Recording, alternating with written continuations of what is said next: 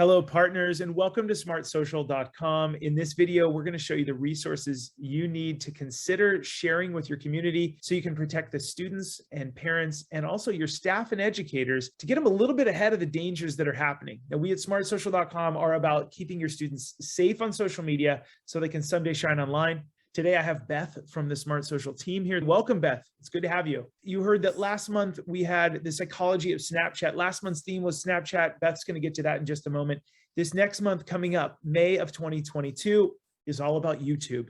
So we have a big course that's going to launch at the end of the month we want you to know about. And we have something called the psychology of YouTube media consumption and addiction, because video doesn't just happen on YouTube. YouTube's a big one. It happens on May 26th. And we want all of you to know about this and consider sharing it with people. To do that, all you're going to do is click here. People are going to land on our members, Smart Social member resources page. They can then log in and get access to this event complimentary with the membership that they have through your school or through your district. Now, Beth, what else do we have coming up that people need to know? Yeah, so right away this week, we have cybersecurity tips for families and schools. And this was such a great page to put together. We had tips already existing for schools. We added lots more specifically for families. So my own kids' school district was shut down for a couple days this year because of a cybersecurity attack. And that kind of made all of the parents ask, what should we be doing in our own homes to prevent something like that happening with our own personal data? So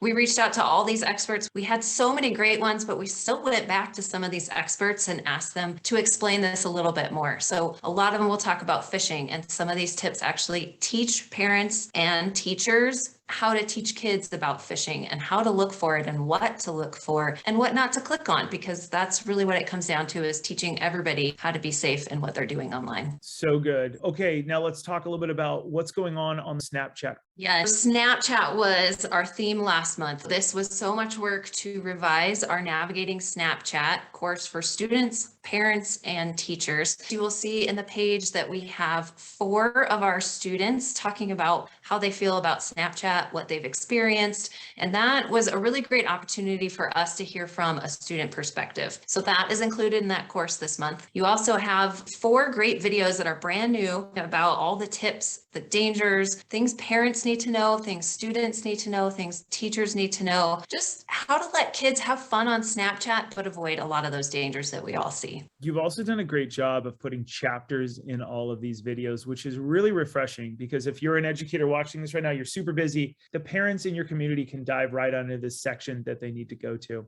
Thanks. We know that some of our videos get a little bit long. That one that you just showed was 24 minutes, but by putting those chapters in there, it really organizes it. And if there's something a parent wants to know, they can see it on the screen there, or they can just click on each of those bullets in the video to go right to it. So as a mom, I really like that I can skip ahead to the most important information. But if I really don't know anything about Snapchat, I'll take the time and watch that full 24-minute video and learn a lot that I really want to know before my kids get on this app.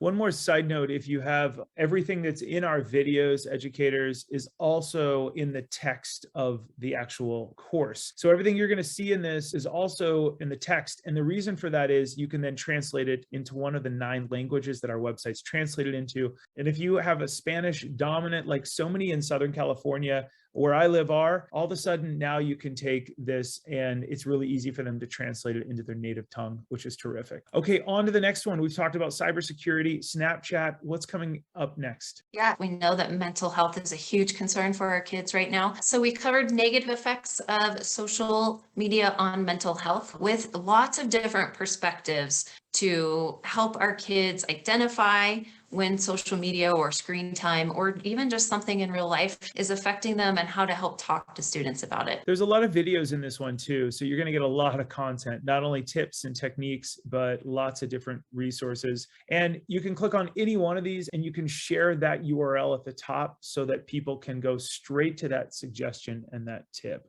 All right, so we've covered a lot so far. We've got just another moment or so. We just looked at the negative effects of social media on mental health. And now we've got negative effects of student social media and screen time. And if you haven't promoted this yet, remember that if you're one of our partners, you have access to give away these passes. People have access. And you saw in the very beginning, it said, please log in. I logged in as Beth. When the parents in your community log in, it greets them right there saying, Beth, welcome, you're logged in. Here's all the resources. Remember to have people to log in or at least register for their pass all year long. So Beth, what do we have going on here? Yeah, again, more negative effects, but really in our videos, we try to turn those into positive opportunities for our kids. So we want our students, we want our parents, and we want our teachers to know, yes, there's negative effects out there, but how can we make that positive? So we have the parent and educator training videos. Keep looking because there's also parent and student training videos. And we also have this resource, Big O Live. Beth, walk us through what this is. Yeah, Big O Live is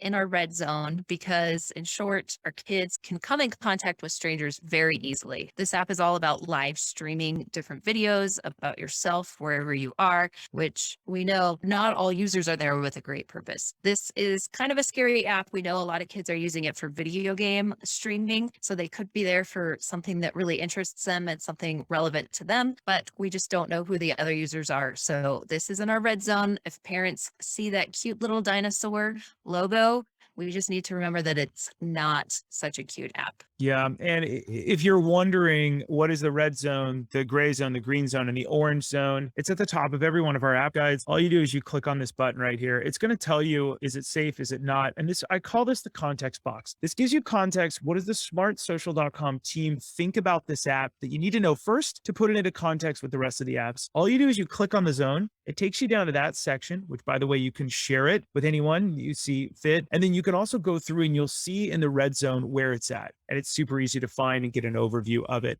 This page has a tremendous amount that you can find. It is the green zone, the gray zone, the red zone, and the dangerous social media challenges, which are so powerful. So use that as a resource going forward. Beth, thanks for all your hard work. And for all the partners out there, thank you for your partnership. If you have any questions, you can reply to any of the emails you get from us. We'll be happy to answer any questions or share any resources that we're working on or any past resources that might help you get over a certain issue you might have in your community. Thanks so much for helping Smart Social to protect people in your community. We'll talk to you soon. Have a great day.